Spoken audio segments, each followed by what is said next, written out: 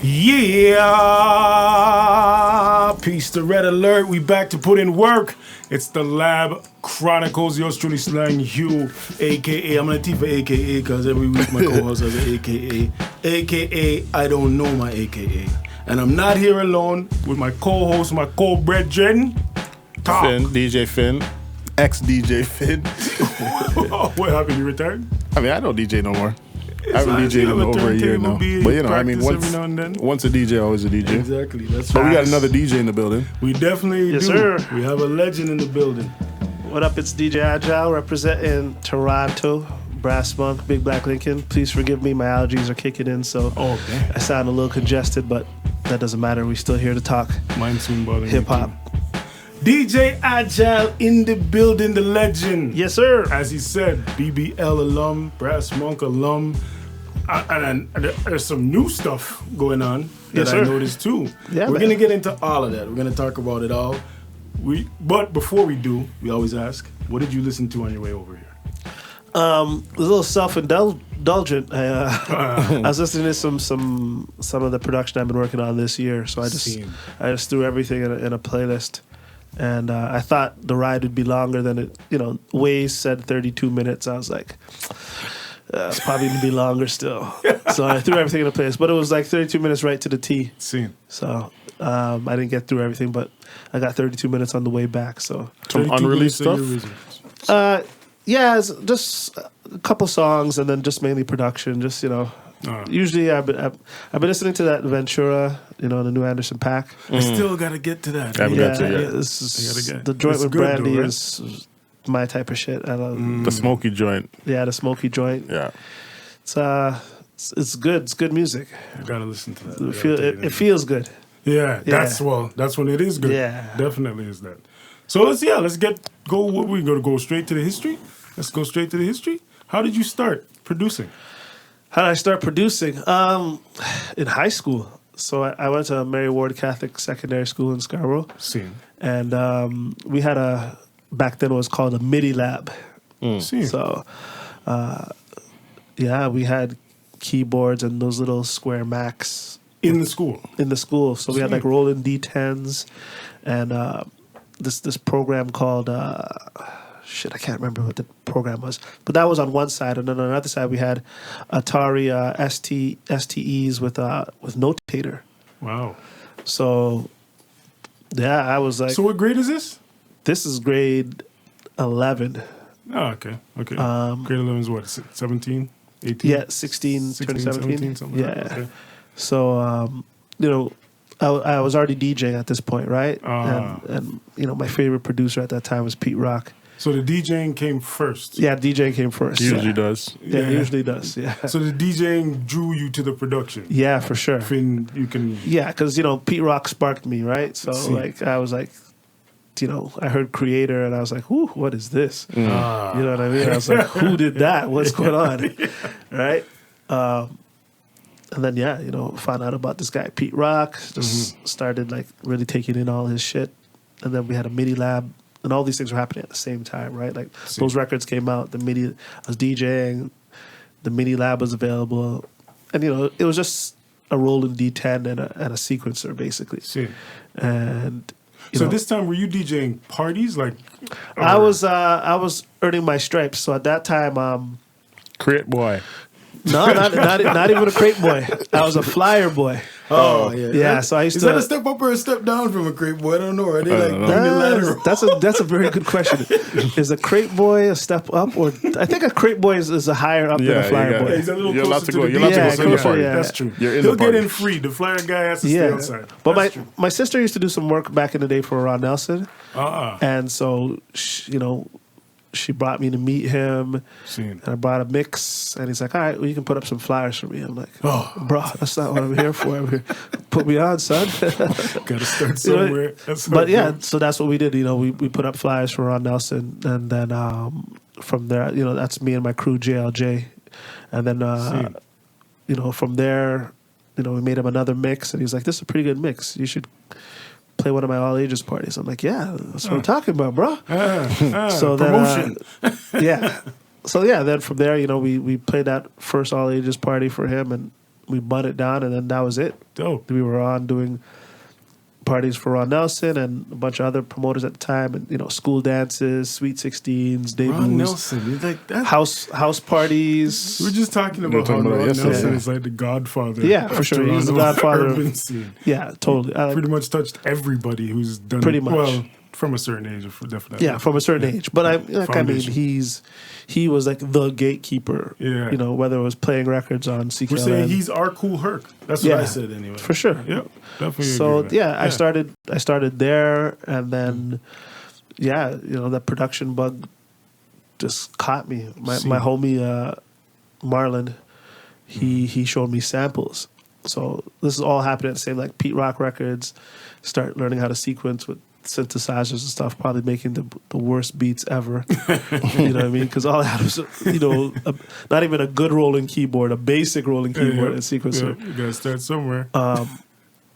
And then, you know, my boy Marlon's showing, like, you know, like I understood sampling, but I didn't understand sampling. Like, you know, like I knew MC Hammer was sampling, you know, Rick James. Rick you know what I mean? But I don't know how they did it. How they did it exactly. You know what I mean? I just knew that, like, that's Rick James. They you know used what I mean? something to make it sound like they that. used some machine, you know what I mean? Yeah. And then he showed me like James Brown samples and Weldon Irvine samples, and I was just like, I'm like, oh shit. Yeah. So that changed my life. Like, you know, not only was I buying records to DJ, like parties, then I was digging, like, you know, looking for breaks and samples, and you know, I didn't have the finances back then to buy like some of the more popular samples that people already sampled. Right. So I was just like, let me concentrate on getting records people haven't sampled. New stuff. Right. And which was much easier back then. Yeah, much easier back then. Yeah.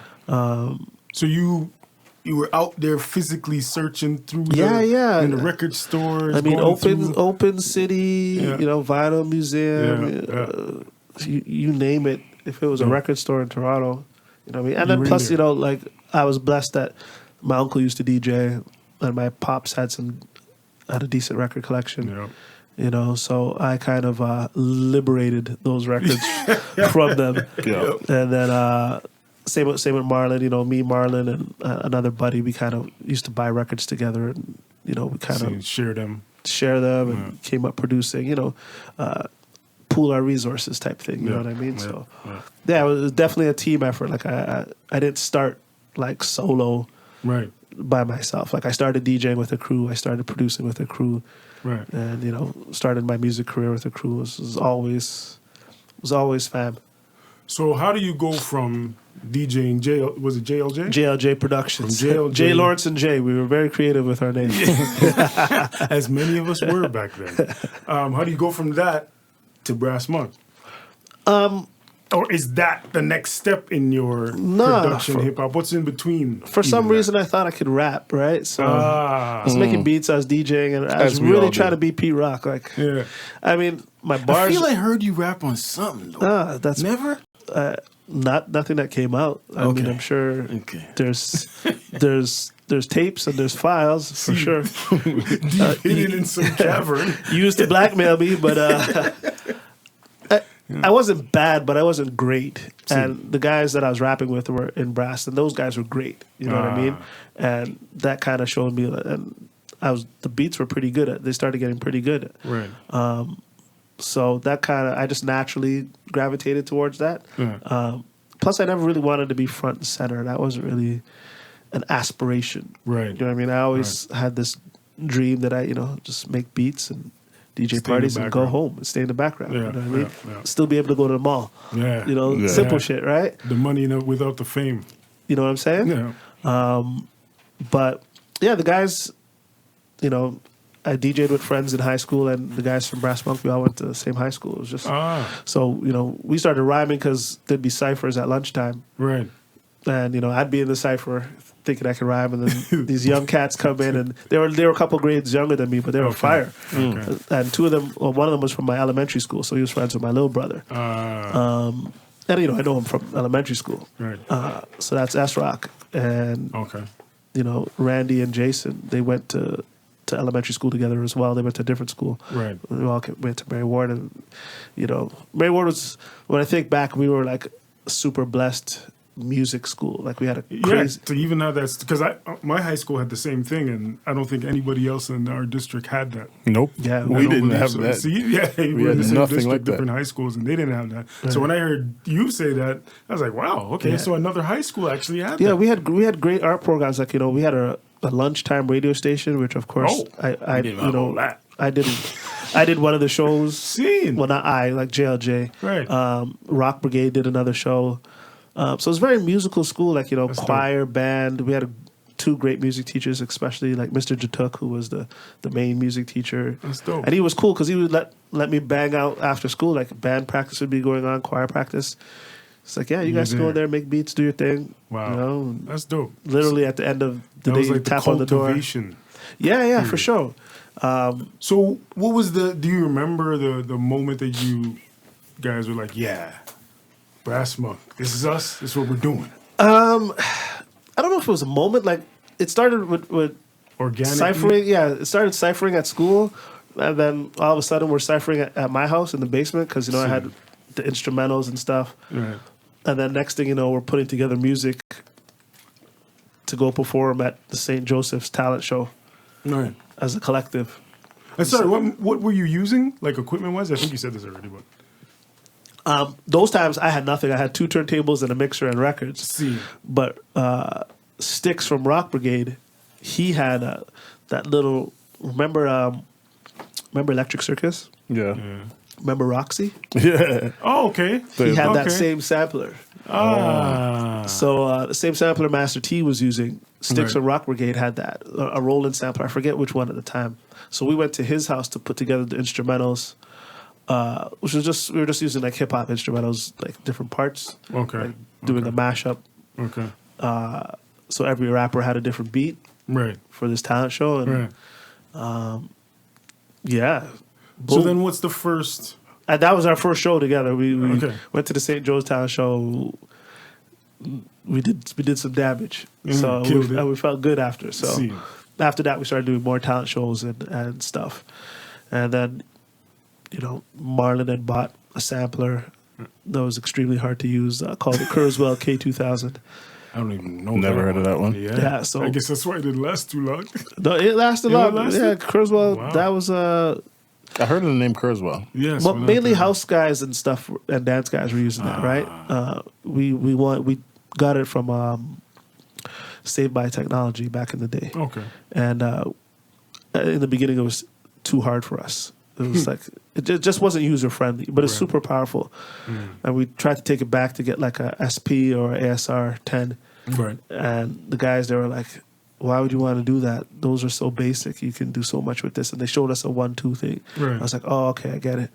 So then, we were friends with Mastermind from Energy 108. Oh. And he knew Alex Greggs, Dope. who mixed like Sox's first 12-inch and stuff. Oh, yeah. And then, moved to Miami and did a bunch of Backstreet Boys and NSYNC shit. Whoa. But before he did all that, bigger man. Yeah. He lives down there now. He's doing really well. Wow. But he's like a savant with gear. Okay. So Mastermind brought him to our studio up at Marlon's place. Dope. And then he really showed me how to use that Kurzweil. He's like, this is how you trigger the filters. And it had like all this advanced filtering shit that I would later use in beats, and people would be like, how are you doing that? Right. And it's like, it's in K2000. So we had that, and we had S950. So that's, I used to do the drums in the 950 because it's 12-bit. And Kurzweil for like the music samples. And then plus it had a huge like sound library, like with good shit in there. So like good bass sounds, good pads, good flute sounds. So what was like the first beat you made and those guys rapped on and was like, yeah, it's ready to go, if you remember? I don't remember. I would have to pull up the DATs. There was an era of DATs. We had like a Fostex R8. Okay. Reel-to-reel machine, which is and memories. Yeah.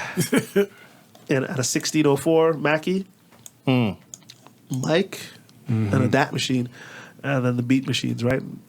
Did everything with SMPTE. And yeah, I forget there was one joint, and Clip came to me after, and he's like, "Your beats are like they're there ready." Now. Yeah, he's like, they were good before, but like he's like, they're there now. Yeah. And I was like, all right, cool. I'm like, at least I'm having like, the mans them tell me like, on the ones. That's like, when you start, it gives you confidence, right? Because, you think your shit's good, and then like when your boys are like, your shit's good. You know what I mean? It's a little different. You know what I mean? They're not just hyping you up, like trying to like be like, definitely trying to build you up. He's like, no, like especially at those ages, man. Especially at those ages, right? They're just exactly. It's either good or it's not. Right. So I don't know, but I know the time. It was probably like 95, 96. 95. Okay. Where I remember having that conversation with Clip after a session one day, and then not too long after we recorded 1-2, which we did in 97. And then that we didn't know that was our first single, and we didn't know what we were doing in terms of like putting it out, right? So it didn't come out till 99. Literally took back then it was like we think we mixed it in 98, got it mastered in 99, and then it came out later in 99.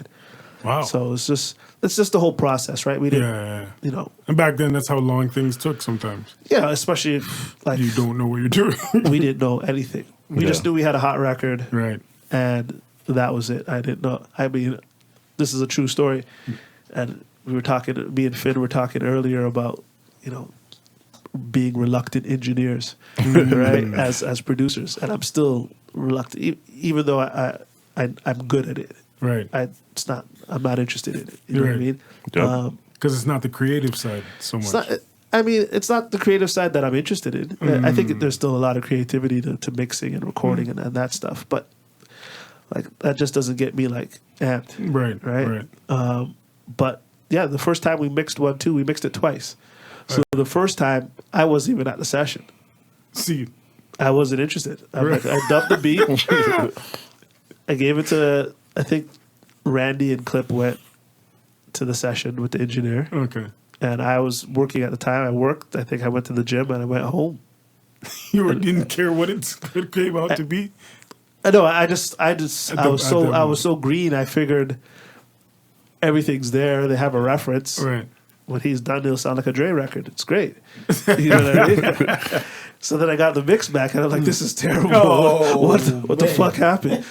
And it wasn't, and the same engineer who mixed that, Troy Bino, he mixed all our records. So it wasn't the engineer, just he didn't have the producer with the vision to help guide him, do his job. Right. Yeah. And I'm like, I think I need to be at the mixes if I want them to sound like how I want them to sound. The way you want it to sound, exactly. Yeah. And back then, there's no like sending references back and forth through email or whatever. So there was no email. Exactly. But I was taken aback about how far the record sounded from what you thought it would sound like.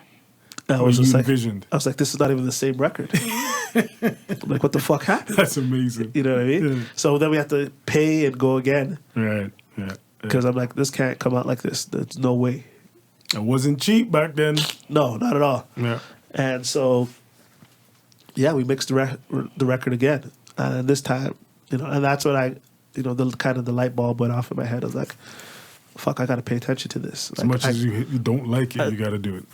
I mean, up at that point, I wasn't even interested. Right. I had zero interest. Like, you didn't even think it was necessary, never. No. Right? I'm just like, give me my trees, give me some breaks, and lock me in a room with my gear and just want to make beats. I just want to make beats. That's all I wanted to do. Yeah. But that taught me. I'm like, well, you got to be there. Be involved in the whole process. Almost. In the whole process. Yeah. So that was. Are you still that way? Mm-hmm. Mainly for my stuff, yeah, for sure. I mean, if I'm just a hired gun to, if you're just buying a beat or whatever, hopefully you send a reference. Yeah. That would be nice. You know what I mean? But it doesn't always work like that anymore, right? I mean, the music moves so fast now. Like, sometimes you don't hear it till it comes out. Hopefully they get it right. But unlike back then, you can pretty much bounce out. Like, I'll bounce it out already good to go. Yeah. So you send in 2 tracks most of the time? No, I'll send a reference and then I'll send the separated. Oh, okay. But the separated will be pristine and ready to go. Yeah. Like, so you already leveled the stems. It'll be level. Yeah. It'll be like everything in the session will be at the right volume. Yeah. So and you could just already at the right EQ'd with the right effects on it, it'll be hard for someone to fuck it up. Yeah. You know what I mean? Like sometimes I'll get like, hey, could you send me this piece without your delays on them? I have other ideas. Great. That means you kind of, I'm already trusting you because you already have some sort of vision. Yeah. Right. But I send it like dummy proof now. You know what I mean? Like, even if you just press play and you don't do anything and you just put the vocals to it, it should be fine. So jump back and forth. So what equipment do you use now? Oh, I'm a Logic guy. Logic Pro X all day. That's what I use to make beats. If I'm mixing and recording, it's still Pro Tools. Right. And then I have like, you know, the complete control keyboard and a machine, because, you know, once you drum on pads, it's kind of hard to go back to drumming on keys. Yeah. True. So I just got the little micro strictly for drumming. And so you do the drums. You do the drumming in Logic with the machine micro. Oh, well, I use battery. Okay. Just really just a trigger. Yeah. Right. And I know I could have bought something else to trigger, but then aesthetically in the studio it looked a little weird. Yeah. And it wasn't that much more. You know what I mean? For the micro, it was pretty affordable. It's like, well, yeah. So speaking, sorry to cut you off. No, go ahead. Speaking of your aesthetics, when you're setting yourself up to make some music, what's the process? Like, what mindset do you got to be in, or whatever? You got to do yoga, stretch?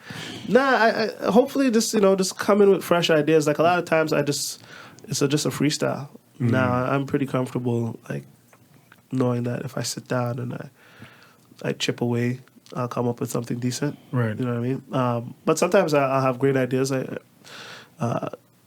Everybody has a phone. They got voice notes. Yeah. Like my voice notes are full of beat ideas, like beatboxes or melodies or singing or something. Never works for me, but I have them. Well, I just fly them right into Logic and then build right around them. So what's the percentage of sample to like original music? I'm barely sampling these days. So I kind of use sampling as a crutch now. So like if I'm in like a writer's block or whatever, then I'll go pull something out of the crates. I mean, I still have like 10,000 records, so it's not like I don't got crates, right? Something. Just, you know, I got a publishing deal in 2004. Dope. And then after that, it kind of changes your perspective, right? Yeah, because you got to clear samples and stuff. Well, when you got to, if something goes, you know what I mean? The last thing you want to slow it down is a hungry publisher coming through, taking a slice, a massive slice. So it just, and you know, the publishing game has gotten so weird. From when we started, just, you know, people want ridiculous amounts of money or ridiculous amount of splits for samples, even just for little shit, right? Little unrecognized shit. Not like it's like Red Mountain live shit. You know what I mean? It's not like you're like using a James Brown or like that's super recognizable. Like, it's just some obscure shit. They still coming with it, like, you know. Nobody would ever know if you didn't tell them type stuff. Pretty much. Yeah. You know what I mean? But they probably wouldn't even know. They're paying people to listen for it, right? They're still showing up and wanting like 25K and 25%. Wow. You know what I mean? For like something that could be removed. Right. You know what I mean? Right. And it's just, I just find it easier. And the technology now is like, you know, my whole thing is like, if I want, I can make stuff sound like samples. Yeah. You know what I mean? And that's kind of like where I'm at, like sonically. Like when I want to make something sound dusty, I can do that. So do you play instruments? Or? I'm a terrible piano player. Okay. So I took like, I took 3 years of piano and I took 5 years of music theory. So I have like that behind me. So that helps. Okay. And like 2014, I really practiced. I practiced my scales that year, and like I was so good. I wish I could get back to that. Like every day, I was doing like half an hour, 45 minutes. No, and that's every what week, it takes. Every week I was just doing a 1,000 scale. hours, right? Yeah, so or like 10,000 hours. Every week I was doing a scale. So whatever week it was, like I just did that scale, both hands, all week. Like left hand, right hand, right hand, both hands, repeat. Dope. All week, every day. I don't have for that. 45 minutes. That was so good, and everything went up that like my dexterity went up, creativity, ideas. Like, you know what I mean? Like your hands just hit the keys. And it's like when you say it like that, it's not a lot. Because you always have a half an hour to spare, every day. Just to do it'd be like, okay, this week we're doing a scale of C minor. That's you just do the scales. That's why my buddy Robert Strauss said, he's just like, look, if you can't like really dive into it, he's just like, just keep practicing scales. Just do your scales. It's like your fingering will get better, everything. And then when you start actually wanting to compose and create, it's like your hands will just naturally fall on the keys like we're supposed to. Muscle memory. It's just really that simple. That's a gem right there for you beginners, including me, because I need to start doing it. And YouTube out there has got like tons of great stuff now, right? Definitely. YouTube University, man. Yeah. So 2014 was good for that. Like I wish I could get another year of like production. Like I did the whole thing. I had like the piano log and everything. So I'd write in what time I started, what time I finished, what scale I did. Dope. And it was like super like I was on it. And then I don't know why I fell off. Did you have to? Did the lessons is what taught you what the scales were though, and then you well the music theory not most but a good chunk stuck. Yeah, you know what I mean. So like I understand. I'm not like super deep in it like I would like to be. Do you know what I mean? But I have personal goals to like learn how to really play piano, right? You know, but the music, I would say music theory is more important than anything because nowadays you can draw everything in. Like exactly. If you have, and a lot of times, to be honest, like when I'm playing, I'll just open up the step editor and just change a few chords real quick. You know, because I can see it and be like, oh no, let's do this. Likewise. And it's so helpful. I still rather play, right? But like when I'm editing, like that's when the theory comes in. Like you know what I mean? Like I tried a lot of the young kids, they draw everything and they draw in the drums, they draw in the chords, the bass line. And I watched it and then I heard the beats and I was like, wow, that's actually pretty good. And I tried it and I was like, this is the most boring fucking thing ever. You don't feel a thing doing I don't get any joy from this. Yeah. Like, That's probably part of the problem for me. This feels like an editing part of the process, not like the creating. My brain doesn't function like that. I'm marveled that they get the joy like we get, like hitting pads and hitting keys, drawing. They get the same joy, but you know when you know. I don't. Right? Yeah, you know when you know. I tried it. I guess for them it's just like the final product is what gives them the joy, but I like the process. Yeah. Right. Well, it's microwave, right? So it's quick for them. Whatever is quick, they rather do that way. Yeah. They don't even necessarily know that. I mean, it's just a different way of doing things. It's music, so there's kind of no rules. It's like, is it hot or is it not? That's all people care about, right? But it's definitely different. Like even like it wasn't until like working with young kids where, you know, before I was always like, you start with the drums and the bass if you want to make a banger. Yeah. That's how I was taught, right? You start with the rhythm section and then you move out. And a lot of these kids are just playing chords to click and then making bangers. So you know, I'm kind of that way too. I'm melody first usually. But that's now I can do both. Before I couldn't. Right. But working with the youngsters, I was just like, okay. And then I went home and started trying it. I'm just like, you know, the first attempts were terrible, and then I got better, and now I'm kind of like, you know, 50, when you say well, how do you start? Sometimes I start with a click track and melody, and sometimes I start with the drums and kind of just like whatever I'm in the mood for. Right. And sometimes it's like that idea, right? Like if I have like a drum idea in my head, I'm starting with the drums. If I have a melody idea in my head, I'm starting with the melody, right? So you got it to the point where it's literally what you think you can try. Pretty much. That's where I'm at, and you know. That's very dope. I'm older. I won't say how old I am, but it's. It's on your Wikipedia. I got someone to take it off. And it puts it right back on. Somebody else puts it right back on. I don't know who's doing it. It's disrespectful. The bots.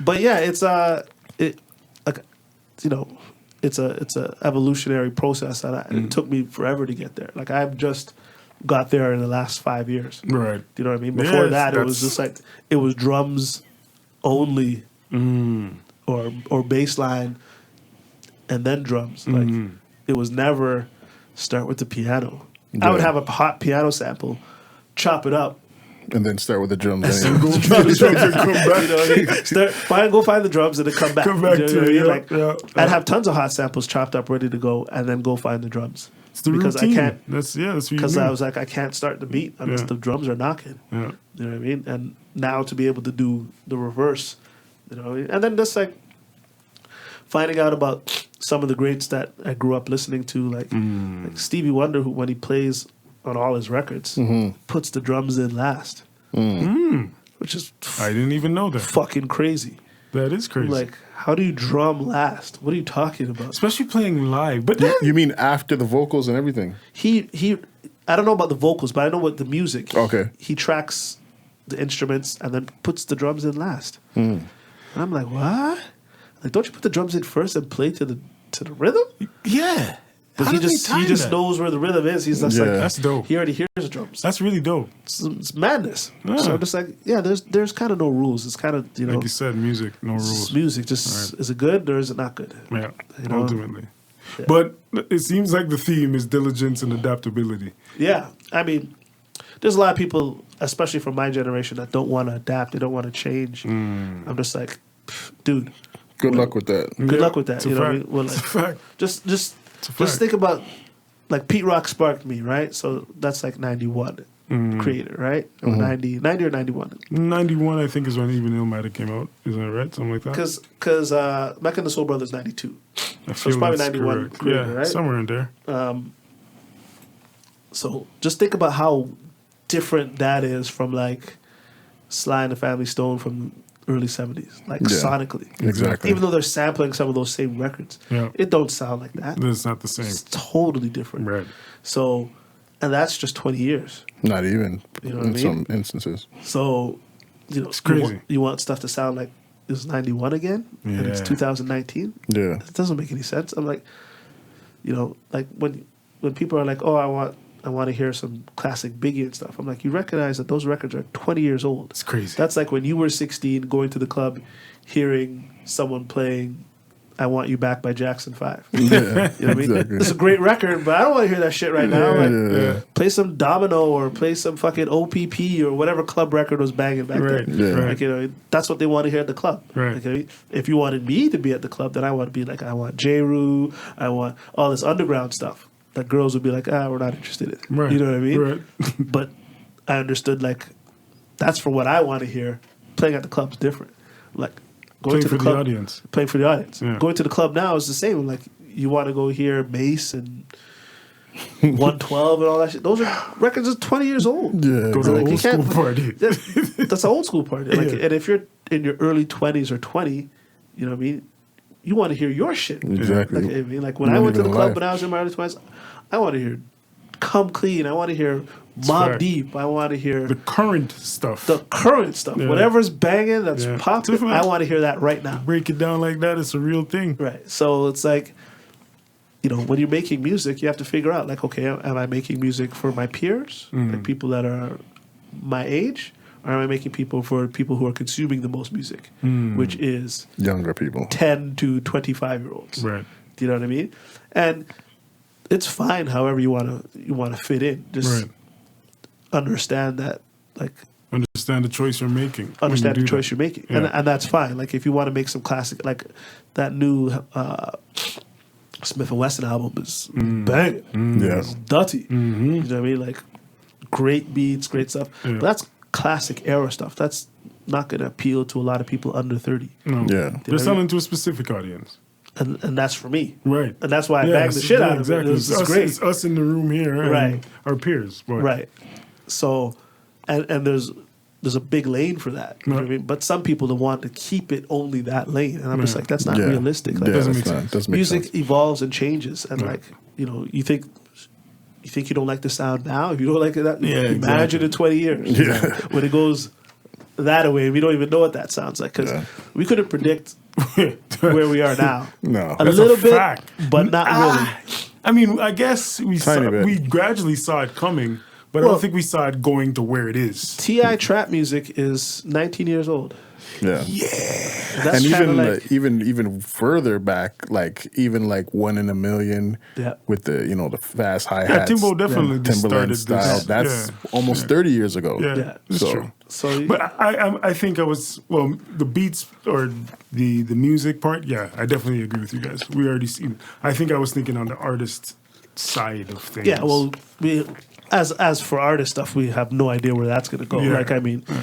There's sky's the limit, and I don't know how low we can go. But there's two high points and low points we can go that way. Or we could do both, right? But strictly from production, right? Like we don't know what the next stuff is. Like if you asked me in 2006, do I think all this 808 shit would last this long? I'd be like, no, we're in a trend. And the trend is 808, like all that Mike Jones and Paul Wall shit, and Slim Thug and all that stuff, which was great party records. You know what I mean? But do I play that stuff now? Not really. Not at all. The sound wasn't really like, to me, something that I'm going to hold on to for the next couple decades. You know what I mean? They were just now records for that time. Definitely. But if you told me, would that sound keep carrying and just morph into something else?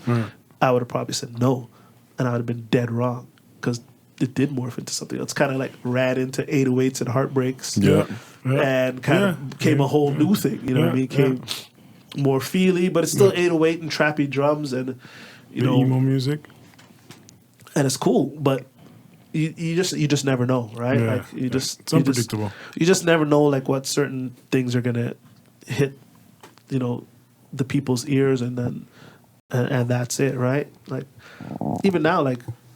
When you go back, like, I don't know if you guys are into dubstep or any of that stuff, right? I listen to it from a production standpoint, like, not to bang in the whip. Right. But there's some crazy stuff over there. But, I mean, people are like, dubstep's dead now. I'm like, dubstep just came. Just started. It's already gone. You know what I mean? Like, but it can happen. 7 years and... We've seen a few genres do that. Yeah, for sure. Yeah. But it's crazy. Like, all the dubstep stuff's gone. All the big 128 EDM stuff with the big drop. Like, that's gone. Snap music's gone, right? Yeah. So, music. So, like, I mean, the music is changing and moving faster than ever. So, as a producer, like, you find your own sound, you find what works for you, and then I think you still got to move with the times. Adapt. Adapt. Like, you adapt with the tools and adapt with the sound. Like, even when I hear, like, a Prime joint, like Primo. Primo's new stuff sounds like Primo, but it sounds like new Primo. That's true. You know what I mean? It doesn't sound like Primo 94. Yeah. Do you know what I mean? Definitely not. And that makes me happy. Yeah. Do you know what I mean? Now, people will be like, oh, I want the old Primo, I want the new Kanye, the old Kanye, all that shit. That's a different conversation.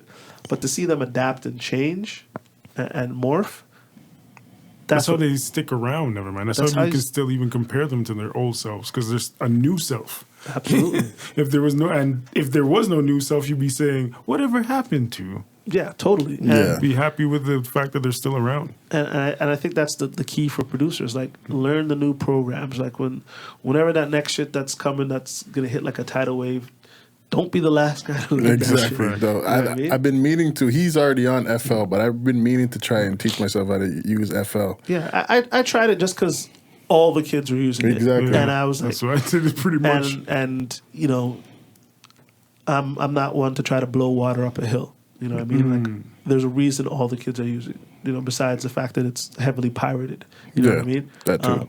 That's another reason why I started with that. Yeah, and I tried it, and it really wasn't for me. I didn't like the interface, but it definitely has a sound. Yeah. You know what I mean? It has its own sound, which is cool.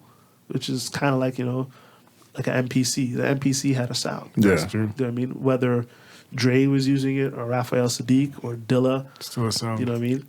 They had their sound within that sound. Yeah. And, Primo was like, nah, you guys are on the 3000. I'm still on the 60 because I like the sound. It works for me. Yeah. You know what I mean? And as long as it works for you. As long as it works for you. Like, I mean, I clown the FL studio all the time. You know what I mean? But I'm just joking. I'm not serious. Like, use Ableton, use Logic, use Cubase, FL. Whatever works for you. Whatever works for you. Again, is it sounding good? Or does it sound good? Yeah, like nobody cares. Like where it came from. Right. If someone's only producers care. Yeah. Only producers care. Yeah. And producers aren't on the dance floor. Exactly. You know what I mean? Like producers do buy stuff. Yeah. We do support. And we do bump your shit in the whip, so that's important too. That is true too. But if you're trying to make club records, don't listen to producers. Listen to the people dancing. You know what I mean? Or listen to producers who make club records. Listen to your audience. If you're trying to make underground records, then listen to those producers. Yeah. You know, listen to your audience. But figure out like kind of like, you know, what lanes you want to be in, like and that's the thing too with all this digital stuff. Like back in the day, you were like a hip hop producer or R&B producer, or whatever. Yeah. Now you can just be a now you music, better be. You beat me to the punch because I was about to ask you: is there a genre of music that you haven't tried that you wanted to try? I've tried everything except for country. That's the only thing I haven't really tried, and it was just more like I took a break from producing. Like this is in and around like 2007 to 2009. Like those 3 years. Okay. I was making beats and then not saving them. I was kind of mad at music. All right. And I was just mad at music that what I did naturally, like that underground sound, was not in vogue anymore. Yeah. And I fell back into DJing like heavy. That's about the same time I went back to DJing. Yeah. So I was DJing. There was this explosion in DJing technology. Serato came and all this new stuff. So it was super interesting over there. Yeah.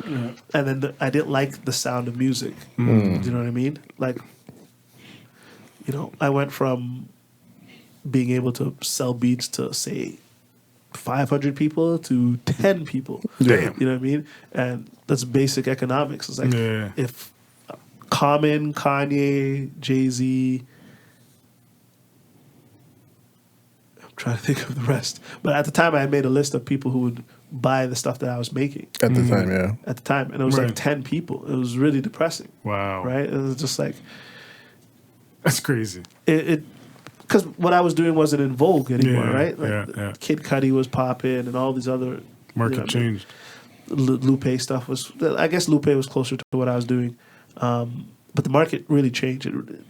That last half of the 2000s, the sound changed so much. Yeah. And that's when quick. Drake got here. Yeah. Yes, Drake came 09. Right. Well, the 808 and Heartbreaks. 808 and Heartbreaks. Like, it was a drastic change, and I wasn't ready for it because you know at that time I was still just doing Big Black Lincoln stuff, BBL brass stuff. When did that start? Big Black Lincoln, and how did that come about? Actually, it's a crazy story. It kind of came about by accident. So Sox had done a song over a Dwelly beat. And that turned into Creep Slow. I remember that. Right, which is the only song that we did. Slow. Hey, I gotta say, since you're here, I'd say this. I think I said this on like 3-4 episodes.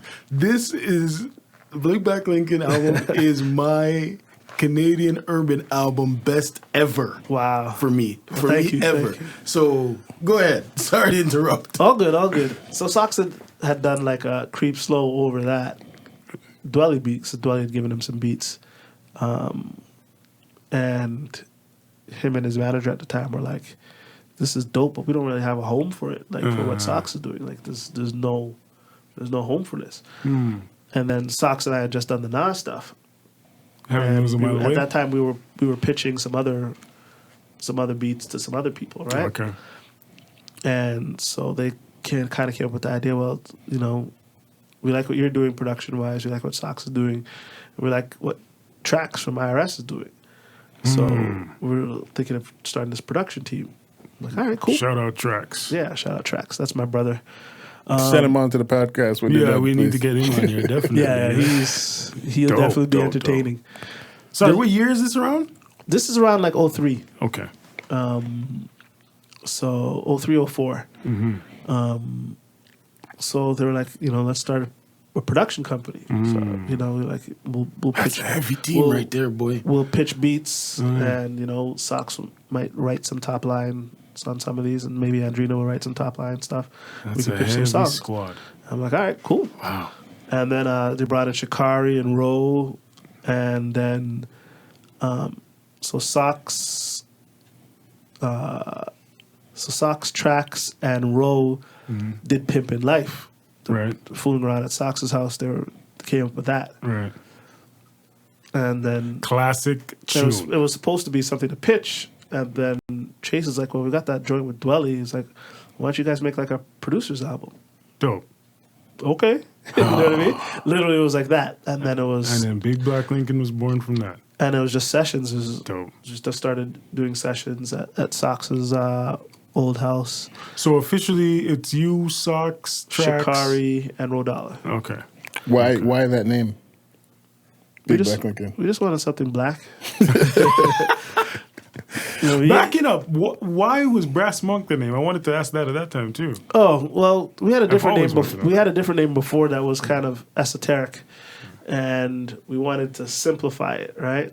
So we like Brass Monkey by Beastie Boys. Everybody loves that stuff. But we didn't want to be called monkeys. I mean, that wasn't going to work out. I mean, a bunch of black guys being called monkeys. It's not going to work out something, right? And plus, there's already another group, classic rock group, pop group called the Monkeys. Right.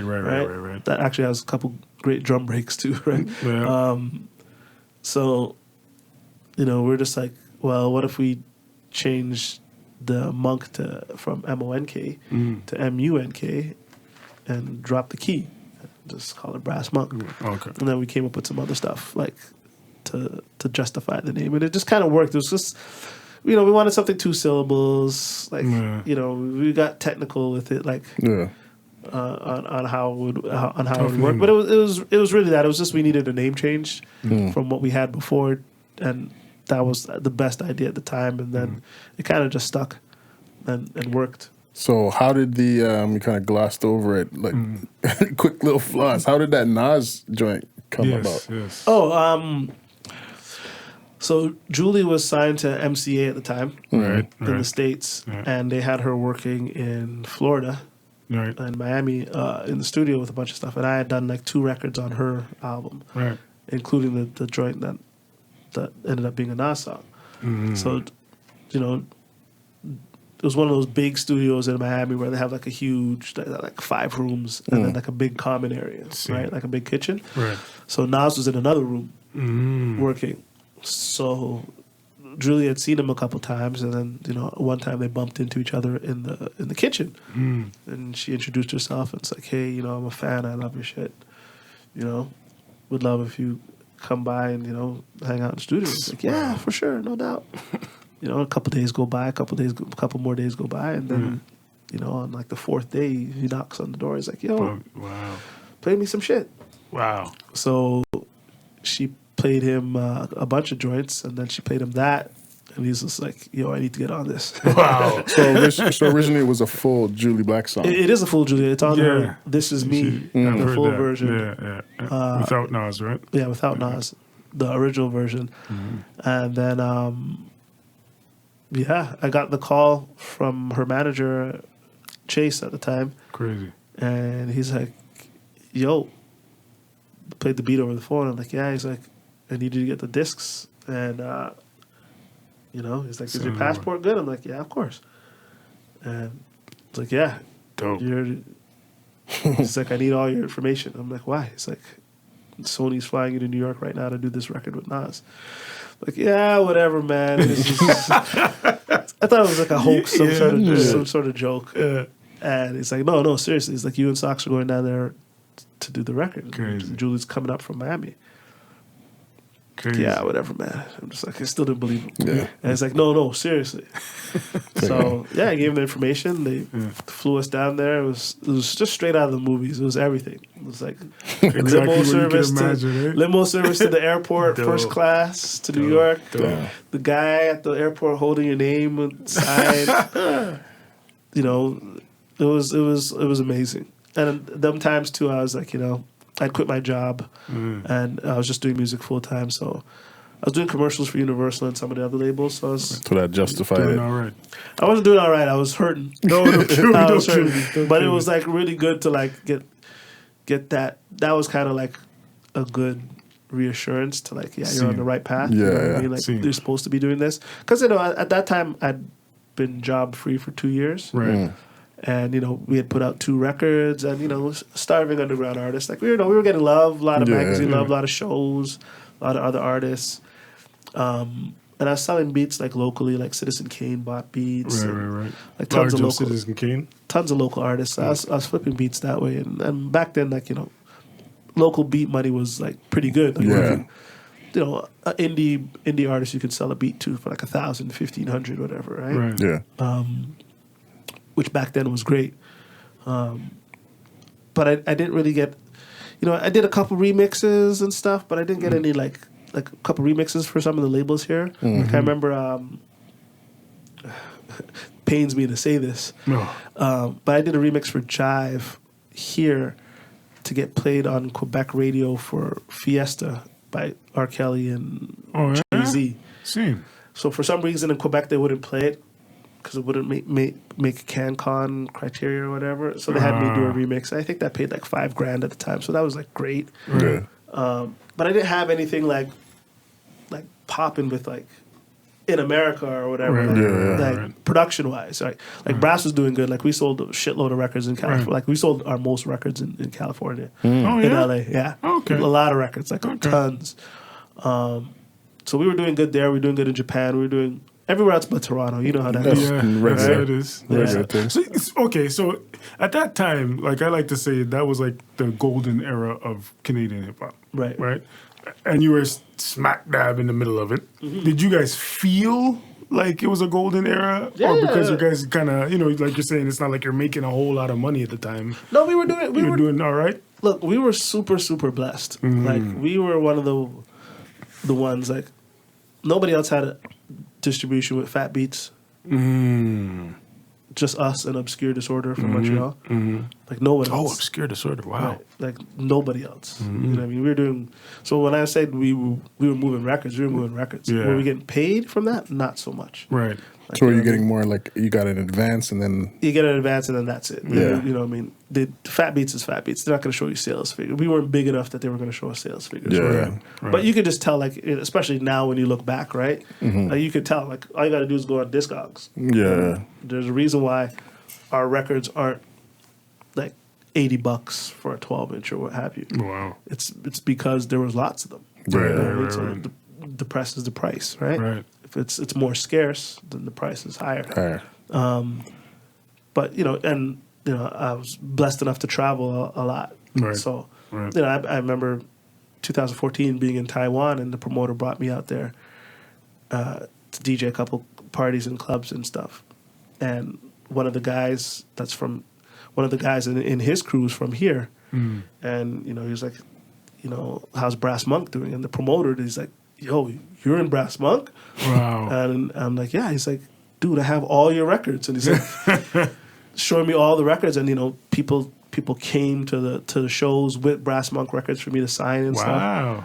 That sold in Japan. Always more love out of town. We were talking about this before. Yeah. But that's if you're an underground hip hop artist in Toronto, that will definitely be your story. Yeah, it's not unique to us. It's just eye opening when you actually go other places. Right. You know what I mean? Even you go to California and like my guy Josh used to work out there. She's like, yeah, you guys probably sold 1,000 records out of Fat Beats in LA. It's one store. Yeah. Wow.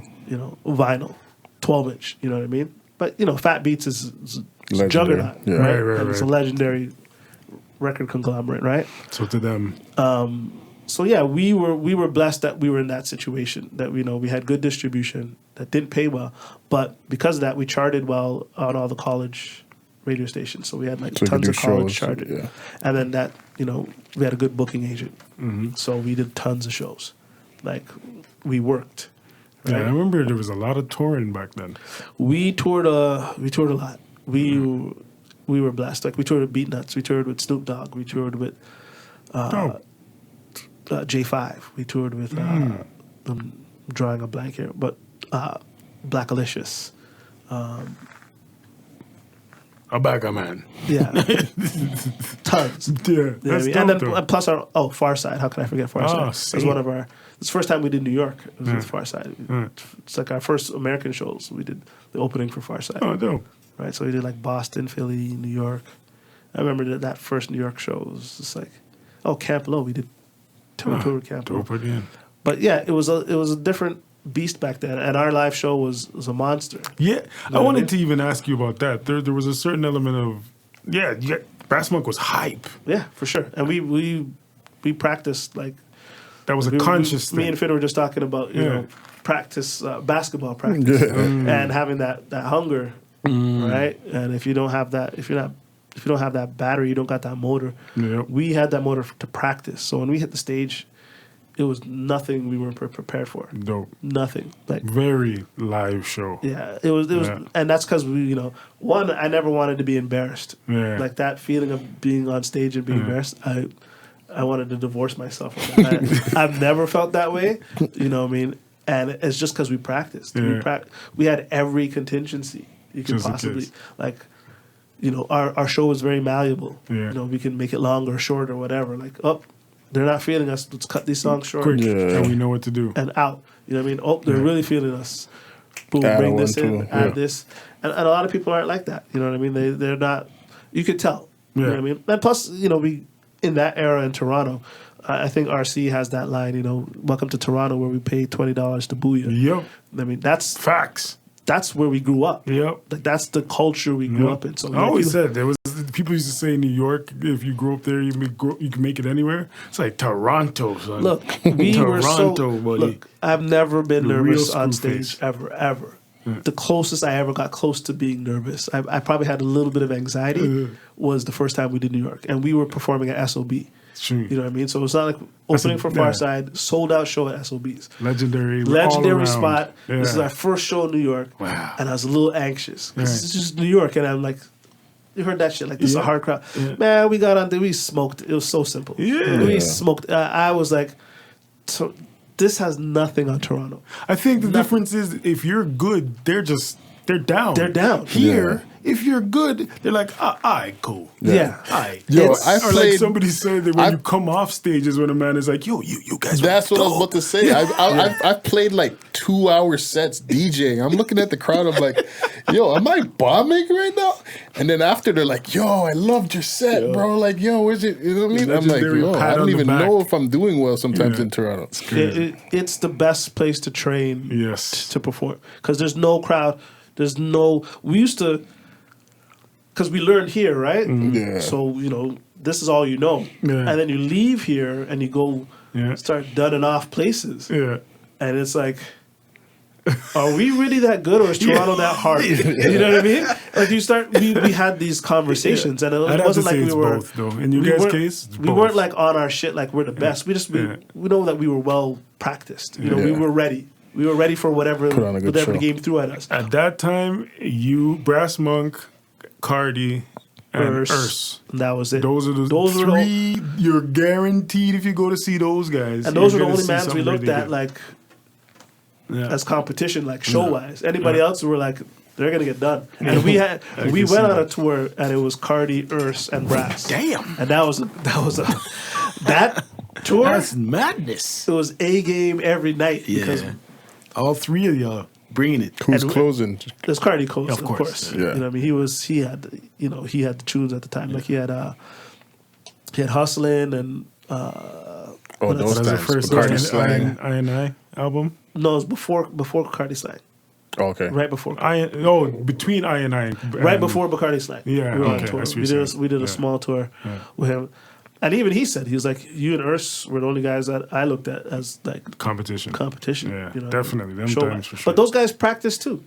Oh, you have to. You have to. Any good performer. Those guys practice and they know their cues. They know, like, people don't understand there's so many little cheat things. Like, I put the set list down facing those guys so they could see it on the DJ table. You know what I mean? So if ever they didn't know a song, they just walk by, take a look, whatever, right? Yeah. And then we had all sorts of different cues. Do you know what I mean? Like, like we knew when to extend stuff without saying stuff in the mic. You see other guys perform and they're like, yo, bring that back or whatever, blah, blah.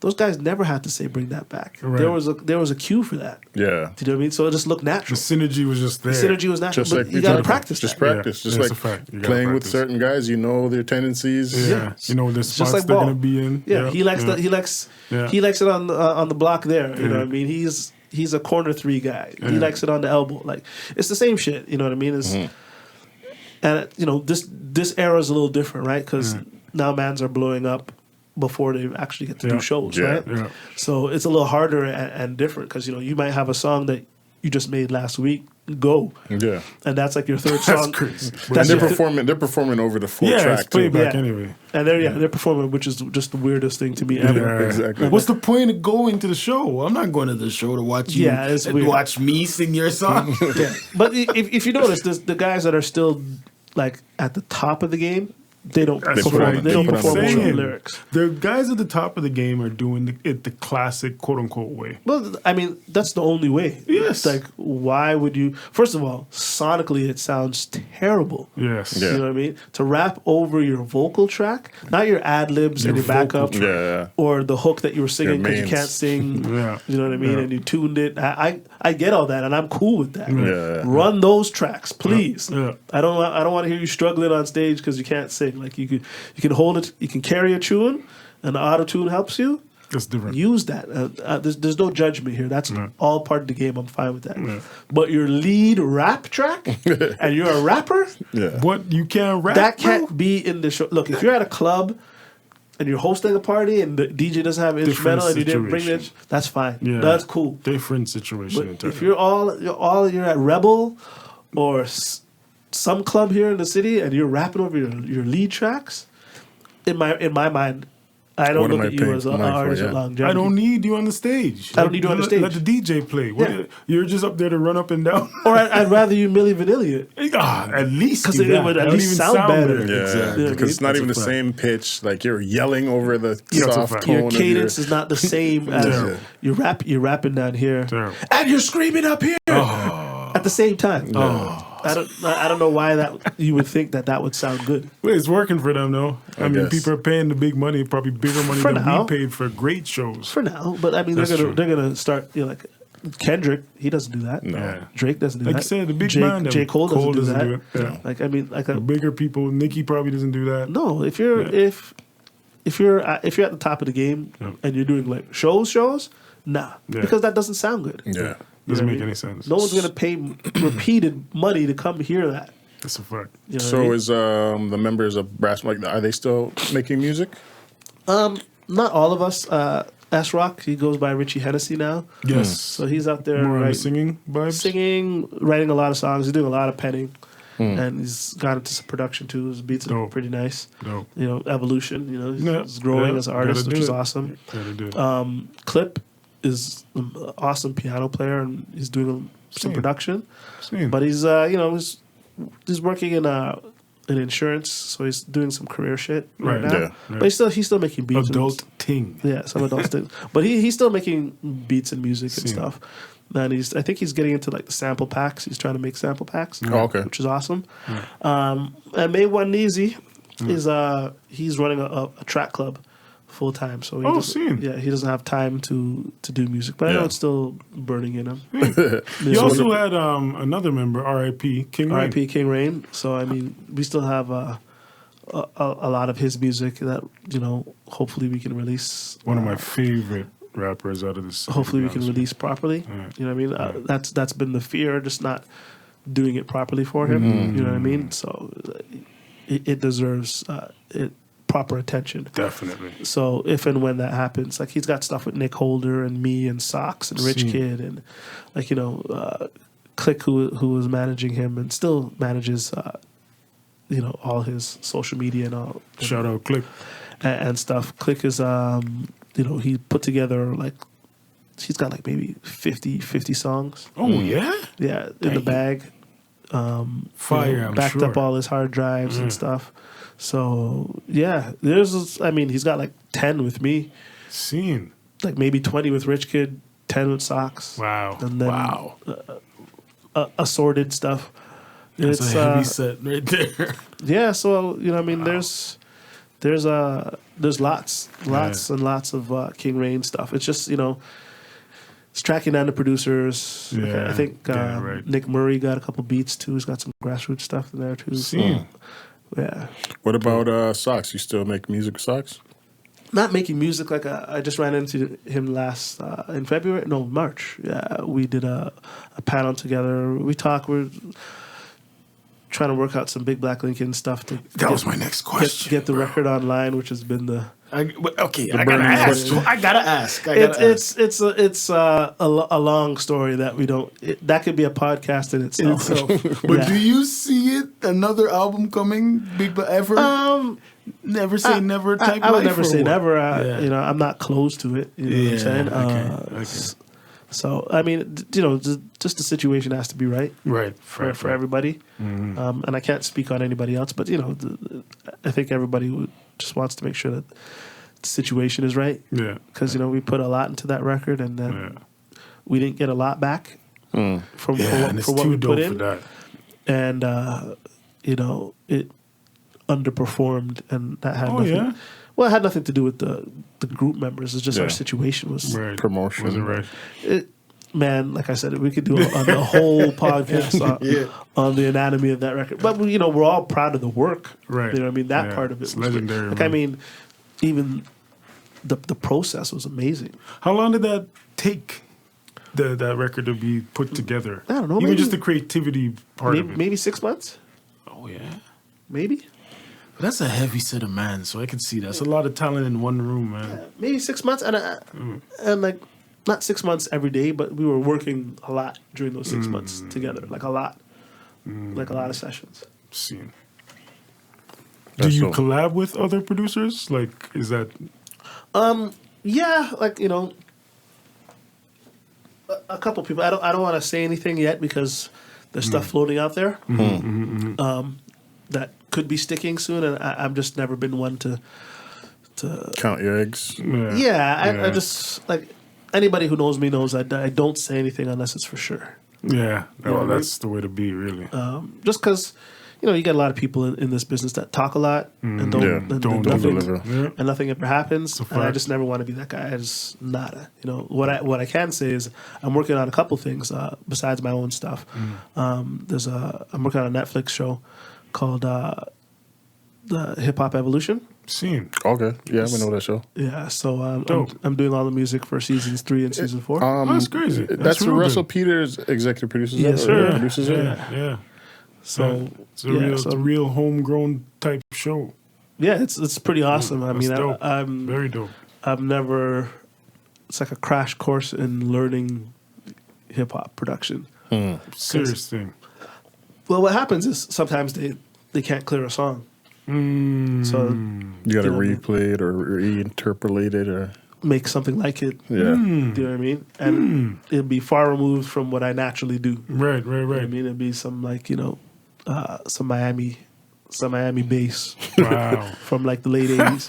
Challenge. So basically like I'll spend like a couple hours reading up on like the gear they used, what samplers they used. Obviously it's 808, it's Miami bass, right? Mm-hmm. But then a lot of that late 80s Miami bass stuff, they were sampling like Kraftwerk, or they were sampling Africa Bambaataa records. So they have a lot of samples, and their cut game is crazy. So DJ cuts is nuts. Yeah. And I'm like, well, I can't cut that good, so I'm gonna give you these basic cuts. You know what I mean?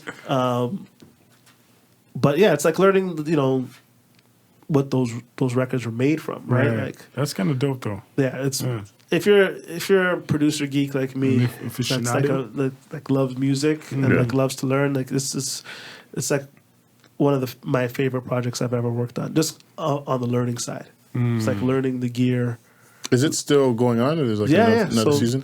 Yeah, so there's 4 seasons that's on the books. So seasons 3 is almost finished. At least the music's done. I'm already working on season 4 music, right? So that's crazy, man. That's pretty.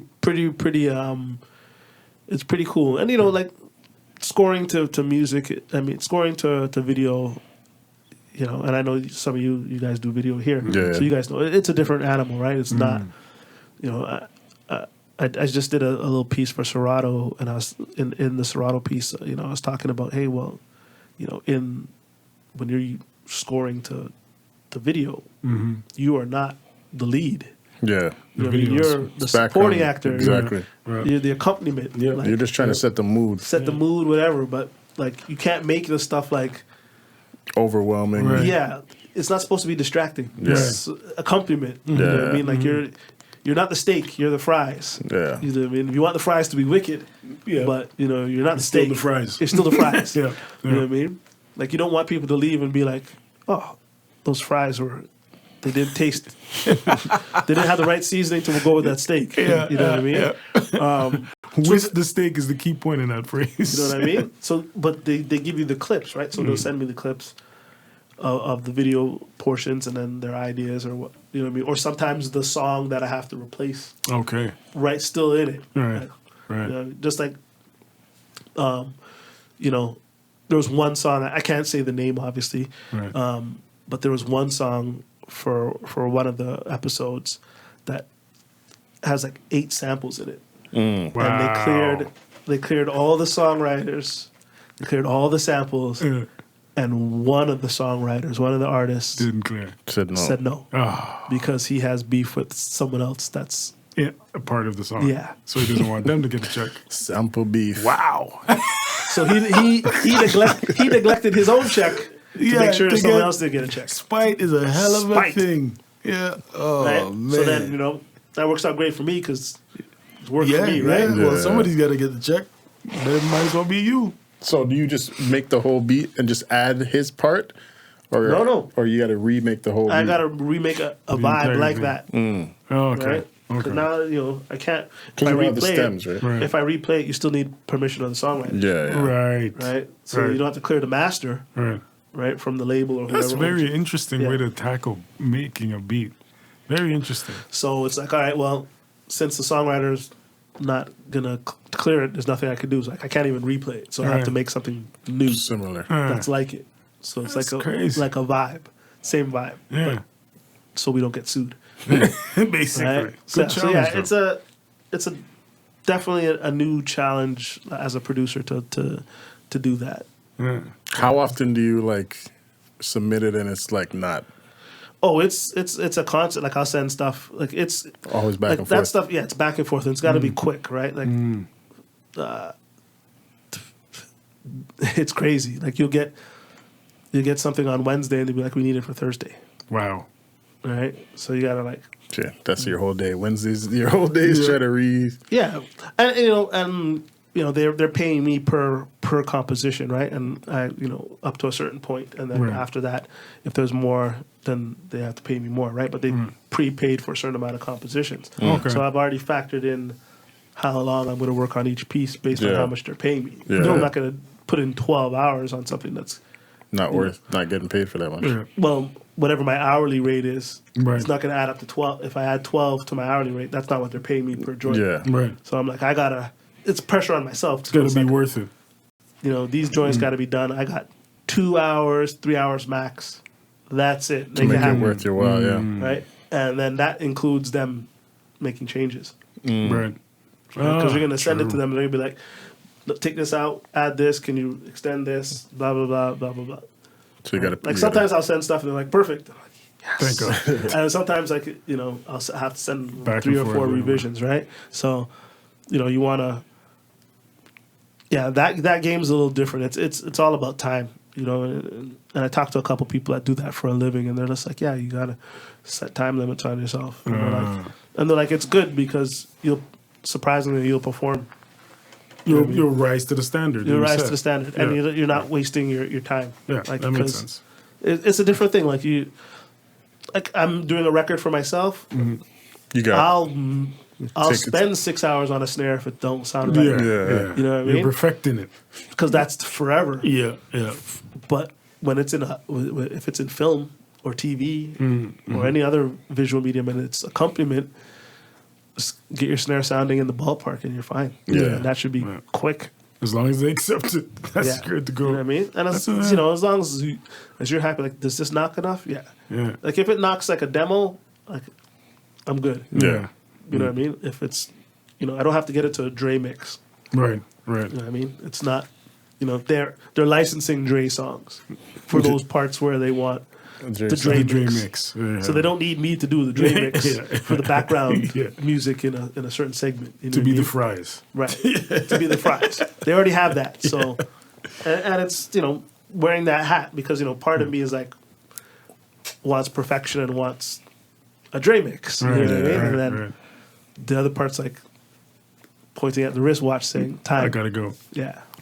But that's like another, because Tony was also saying he's doing scoring. Yeah. So we're saying, again, producers, you don't only have to make beats for people to rap and sing on. You got other avenues to make a living doing something that you love, which is making music. Yeah, and I know there's a lot of Anonymous Twist. He has a ton of songs in like a bunch of television shows. I don't know what music supervisor but they're doing well for them. But he's always landing something in the NBC show and this show and that show. Yeah, wow. That's dope. He's getting lots of placements. But he has the benefit of, because he raps, he DJs, and he makes beats, right? So he'll make a song that sounds like a 90s hip hop song, right? And just a short snippet, one verse, 2 hooks type thing.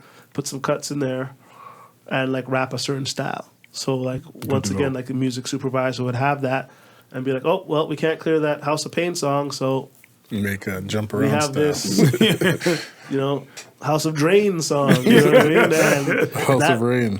That works, and that's great. Like if I could rap like on his level, I would totally do that. It's a supplementary income. You know what I mean? It's not. That's just like my would be my side hustle. Right. That's your Uber.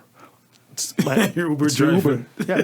And that shit pays really good. Yeah. Like you get. And it's a challenge, like we said. It is something to expand your development as a producer. Hey, look, I learned about that TV money stuff a long time ago. Have it. Like my manager at the time, this is early 2000s, like must have been like 2000, 2001. Mm-hmm. Remember there was a show called Drop the Beat? Yes. It wasn't on for that long. CBC. There's about a radio station? Is it that show? Mm-hmm. Okay. Yeah. I vaguely remember. I mixed that show up with... there was another hip-hop show with Mishi Me and... that's the one. That's the same show? Yeah, Drop the Beat. Okay. So, them times, I was in my producer life. Yeah. Like I was just trying to be a producer. I didn't want to do anything else. So my manager was like, just give me some beats for this TV show. I'm like, bro, I'm not interested, man. I'm like, it's not making music, son. I'm trying to make classics over there. Like, nah. So literally, he was sweating me for like 3 months. Like, give me some dreads.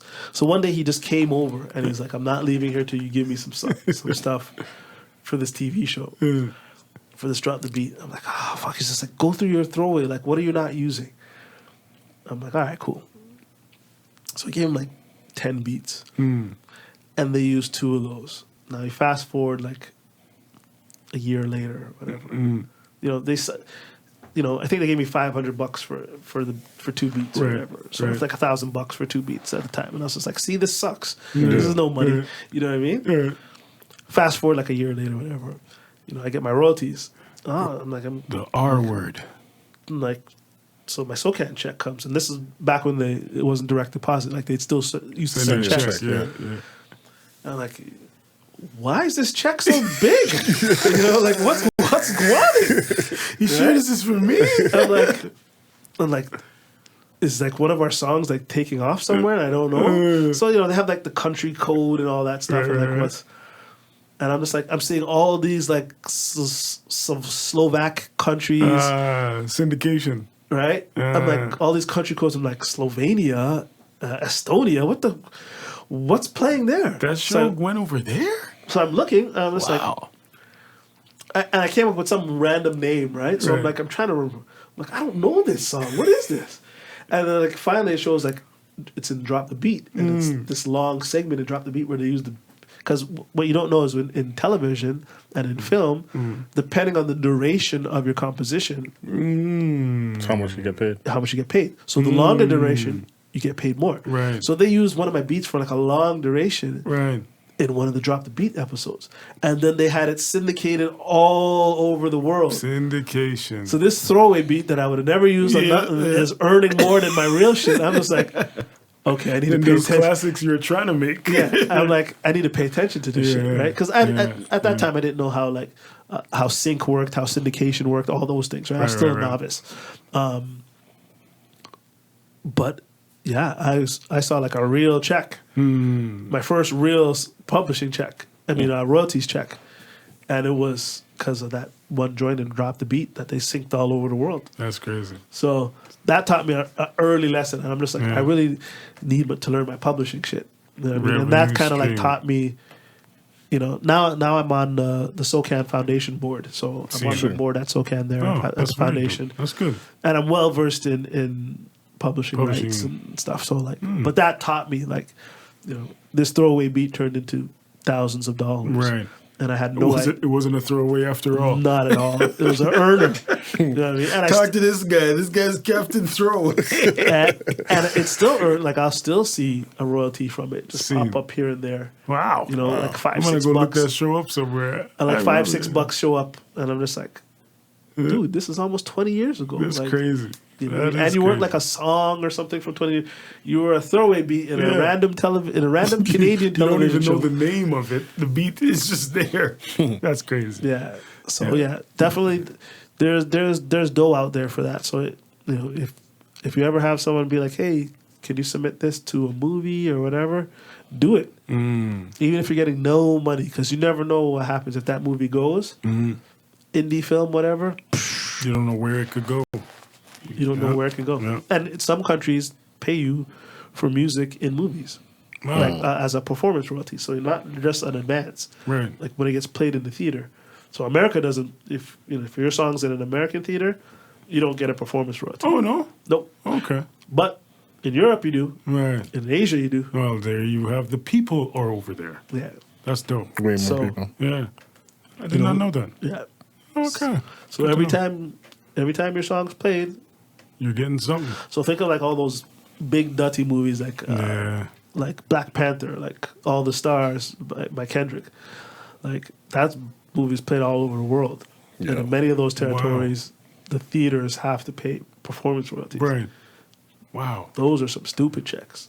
Like just skip the radio shit. Yeah, you don't even need to. Because that whole song plays in the credits. Yeah. So that's a whole, and there's a different royalty for your end of, because there's usually 2 songs at the end of credits. Right. So there's the first song, and then there's the second song, right? Yeah.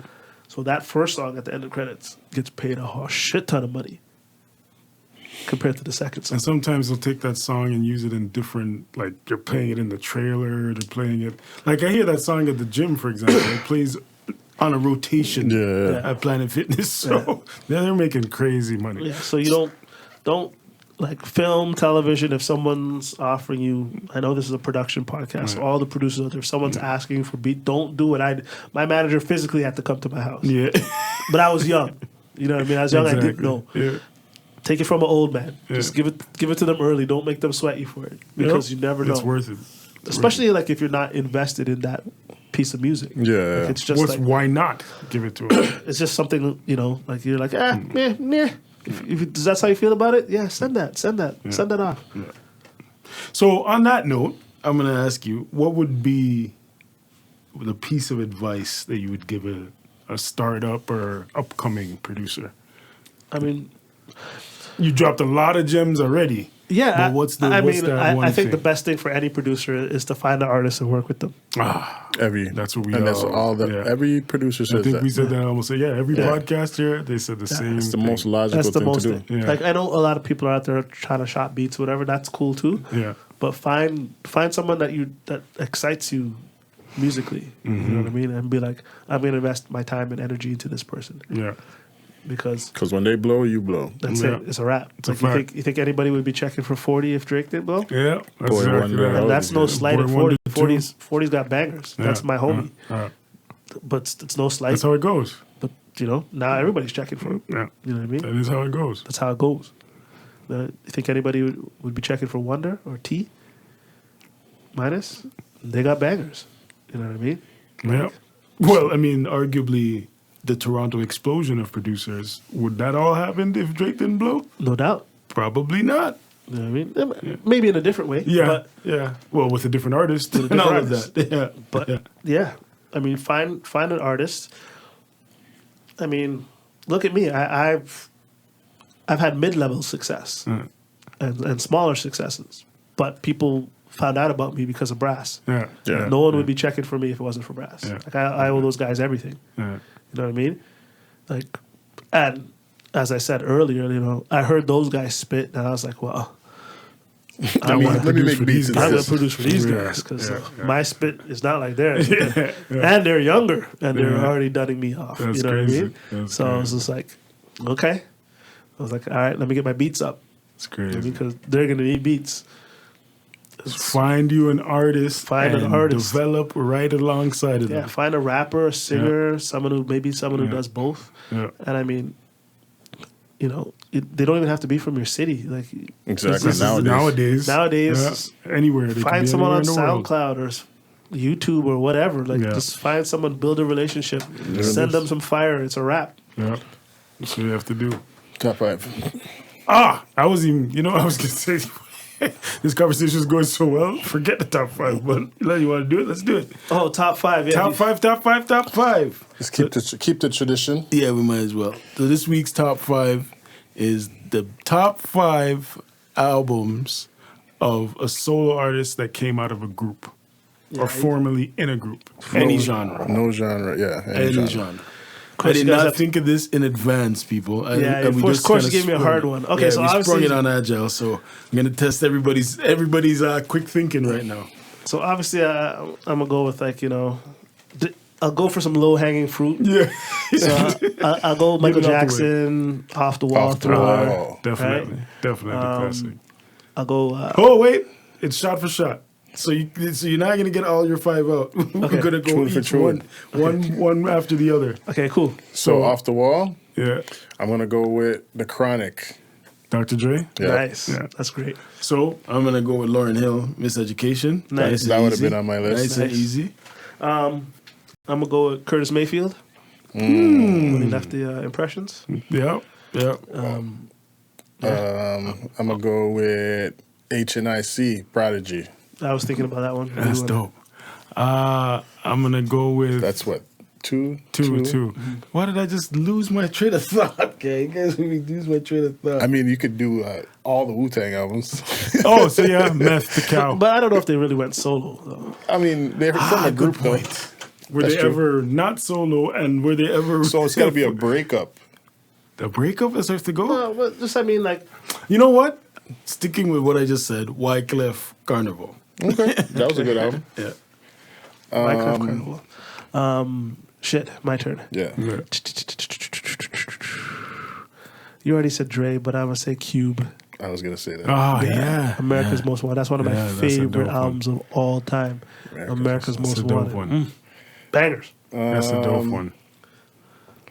Oh, I got mine. I can't say Dre again. Chronic 2001. Well, I mean, I was going to say Supreme Clientele. Yeah. I mean, but they didn't break up. They kind of did, and then they got back together. Well, okay, we're excluding Wu. No Wu. Okay, no Wu-Tang. No. Since we can't decide if they broke up or not. Are we Which I think saying they're Rap pretty much done by now. Collectives? Because then I would say... They would have had to come out with an album together before they went solo, if that's what you're going to do. Yeah. Oh, shit. Now I'm lost. You said Miseducation. Wyclef. Okay, might have to skip me. I got my next 2 just in case nobody else says it. Might have to skip me. I might have to come back. You say come back around? Yeah. You taking a pass? Yeah, I pass. I'm going with The Fix, Scarface. Definitely. Ghetto Boys. Loved that was album. great. Yeah. You thought about this. You got No, I didn't. prep time. I got my neck. Yeah, because you hope the guy before you pause it, so you got a second extra. Who else? I'm trying to think other than... Because there's so many Wu-Tang I could go. Out of genre, remember. Oh, I got perfect. Yeah. Justified, Justin Timberlake. Ah, Fire. Before that record, I didn't even rate him. that's a fact. I can agree with that. That's a tracks. fact. That's a tracks Agile story because we were on the phone and I had that record. The labels gave me the Justified. Anyway, I had heard the joint with Nelly and stuff, and I was like, yeah, it's cool, whatever. Yeah, which was probably the worst record on that album. And so Omar's like, yo, you listen to that Justin Timberlake album yet? I'm like, nah, I haven't got around to that. It's just like 2 or 3 weeks after it came out. Right. I'm like, nah, it's still sealed. I haven't got to it. It's like, yo, get off the phone now. Go listen to that record now. He basically yelled at me on the phone. What are you doing? And I put that shit in. Woo! Fire. So much joy. Yeah. Maybe I'm gonna go back and listen to that. Like that's a great It's pop a very record. good album. Like, Yeah. That's the thing. and to come to find out, like a lot of the Neptunes joints were originally made for Michael Jackson for and you can Invincible. totally hear it when you think about it. And then he said no. He said, but didn't they say like somebody? Not he wasn't the one that said no. It's like his people said no type thing. But I mean, and then I heard Pharrell say he came back around to him like, yeah, what happened to you guys? Should have left those songs. And Pharrell's like, what are you talking about? You guys rejected it, basically. Yeah, that Rock Your Body, like all that stuff. Yeah, those were all that would have been a MJ songs. Yeah, those are all classic supposed to be Mike MJ album. songs. Yeah. That Justin came and smashed those. Yeah, I'm like, oh. Yeah, he did a good job. I can't hate. I Definitely. mean, obviously I would have preferred to hear Mike on them. I never checked. Like I liked "Gone" by NSYNC. That's a song. That's I'm about like, it. That's about and it. that was it. Yeah. Like I never checked for NSYNC. No, not at all. And after that Justified record, I had to start checking for Justin Timberlake. Yep, it's I was a like, fact. He became endeared into the community. At that point, he was invited to the barbecues. Okay, speaking of Neptunes and them, it's before I lose it, I'll say My Name Is My Name, Pusha T. Yeah, fire. Yeah, that's a heavy album. It's probably It's his a best heavy record. album. It's a I heavy think album. it is. Yeah. Mine, I don't even think you guys thought of this, and it's almost right in our face. Bob Marley, legend. No, but he was still with the Wailers. Yeah, it's Bob Marley and the Wailers. You guys technicality got me. What do you mean? He never left the Wailers. You're right. That album is But the he Wailers changed from album. Bob Marley, and it's a new group. I'm bugging him. No, it was the Wailers and then it changed to Bob Marley. And he's not and the solo. Wailers. It's okay. It's not solo. All right. Now I got to think about it. I might have to think past myself. Okay, I'm going to take back my go other back, one. This will be my fourth one. This is a very underground album. That Sticky Fingers album. Oh, That Black one? Trash? Oh, Yeah. Oh, that one. I thought you were talking about the Black Trash. the trial of was that one? The one we had. It was a full. That's it. That's That the Black same Trash album? was one of the songs on it. Oh, okay, But it's like Life of Kirk Jones. Yeah, Yeah, that one. yeah. Oh, that album was great. Yeah. So good. That Very was a great underrated. so good. Underrated. Yeah. I like how you draw that. That was wicked. That was a good. That was a good gonna play post, that. though. That was I was searching. Yeah, I'm yeah. searching. You came But out of I do the- remember I you used to came play out the of album a the- lot. I was like, Yeah. yo, this That's super is stuff very back then. conceptual. It was a great album. concept back then. Yeah. Tough Right. album. Tough album. Go because I'm yeah. skipping. I need to find my last one. So we'll go back So in the this room. should be your fifth one. This should be your last one. This will be your fifth, and I technically have two more. Yeah, it is my fifth. I need to find one. Solo I'm struggling from right now. My brain is fried. This is probably the hardest top five yet. Yeah, this is super hard. I can't even think who's went It's not hard. It's just that I don't have my laptop in front of me, It's that type of the Yeah, Google. exactly. full of tunes. Can I skip? Yeah, I guess Yeah, so. you can. Yeah, let me skip. Everybody Let me gets think one of skip. some- This is we made this rule on the fly now because we all skipped. You can take one skip. We never skipped before. yeah. I'm gonna go with just because I can't think of anything. That Black Thought album that just came out. The first one though, not the Solar Remy one, the Ninth Wonder one. I don't know What is it's it called again, man? They're both. It's like volume one. Oh, volume two. I just got mine. I just got mine. Go ahead. Fonte. Yeah. Oh shoot! What was the one Fontigolo. where he's the real estate agent on the front? In the first video, what's that album I again? know what you're talking about, but I mean, we know what you're talking about. Fonte, any Fonte album, basically. You got the other one because you. Oh shit! I had Oh. 5, didn't I? I'm an idiot. Perfect. I got the right one to end it off. Welcome to Detroit. Jay Dilla. Yeah. Bars, nigga. I'm going to hit y'all with that. Get off the wall. Yeah. Can't argue that one at all. Yeah. Oh, I don't have my fifth, man. I can't take too fast, can I? Hey, you know what? I'm gonna draw for. I don't even know. Again, any John Lennon album. Any. Any? Any. Okay, That's very, very specific. Yeah, no, I cheated. Yeah. Cheat code. I mean, I couldn't, if I had to go again, I don't know. Maybe an Elzai album or something. I don't know. I thought of Elzai too, but Elzai didn't really have no. Yeah, he had I the can't one. put him on He the did top the- 5. Well, the Will Sessions album was wicked. And then he did the Illmatic Illmatic? shit. Yeah, that was all right. Yeah, that was. I really liked that. Yeah, actually, it's awesome. I really Especially liked him and Royce on Life's a Bitch. it. Oh my god. Woo! It's like a bars. This is like Bar a celebration of bars. Guys, as this guy said, those guys are aliens. Yeah, those guys are. Yeah. They So, are. what's new? What's coming out? What do you work? Well, you said a bit of what you're working on, but Yeah. what are you Well, I got promoting at the moment? I got some music coming out. I'm working with an independent label out of Germany called Tokyo Dawn Records. So they put out my last couple singles, and we're putting out an EP. Okay. So when you say singles, it's like instrumental albums or? No. This is full singles. I got the one last called single Lovers. was "Alone Again" with Sasha Williamson. Okay. And the song before that was "High Off" featuring Desire. Okay. And the song before that was "Lovers" featuring Sasha Williamson again. So I got an EP coming with them. So it's more like I guess new soul Afrobeat stuff. Yeah. It's kind of the vibe I'm on like for my own stuff. Dope. Like I still love hip hop and stuff. Just I'm just not there Yeah. right now. Yeah. I'm definitely like Afrobeat.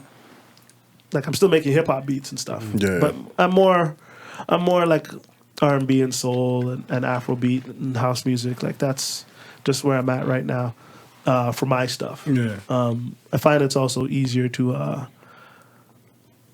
work with songwriters and artists to get that stuff done. Like I have refined tastes when it comes to rappers.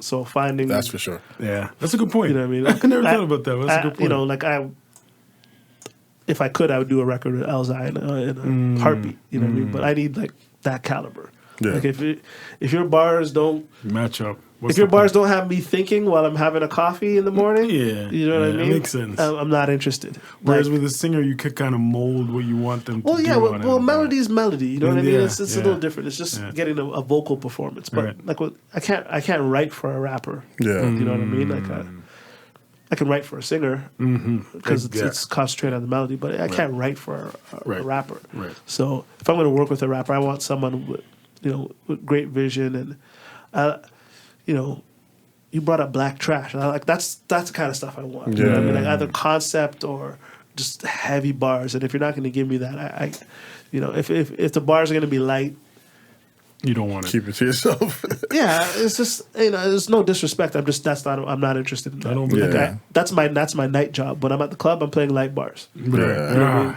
The odd record Yeah. is a Kendrick record or Yeah. a Cole record where Right. there's some bars, but most of it's like it's light bars. You know what I Yeah. mean? Like it's Post Malone, it's Lil Uzi Vert, it's that kind of stuff, which is great Ray Sherman. for the Ray Shrummer. How do you pronounce that? I don't even know. I don't know how to pronounce it. I do like their joints though. No, they have some good music. The melody. All the people you named make Yeah. good music. And that's my night job, and I want to make those records, Right. but not for myself. Right. You know what I mean? Right. Like I definitely make those beats. So if someone looking for those kind of beats, that's like that type of artist. Right. Sure, I have that. They're there. But if it's gonna be DJ Agile featuring somebody, and they're rapping, You're not doing it's gonna be bars. Yeah. Even if it's on that kind of stuff. Right. Yeah. It's gonna be bars. Right. You know what I Right. mean? Like Right. I commend that, sir. yeah. So like that's what I need. Dope. Like, you know what I mean? And I know bars aren't in vogue anymore. You know what I mean? It's more vibe. And that's cool. Like, I understand the progression of music. It's not going to stay the same. Like, no one's looking for the next AZ. You Yeah. know what I mean? Like, they're not looking for that right now. They're No, looking right for, now. the next little pump. Oh, You know what I mean? So, little Tech 9. little whatever. You know what I Little mean? toot So, toot. I get it. I understand. Yeah. So, Things change. So where could people find you?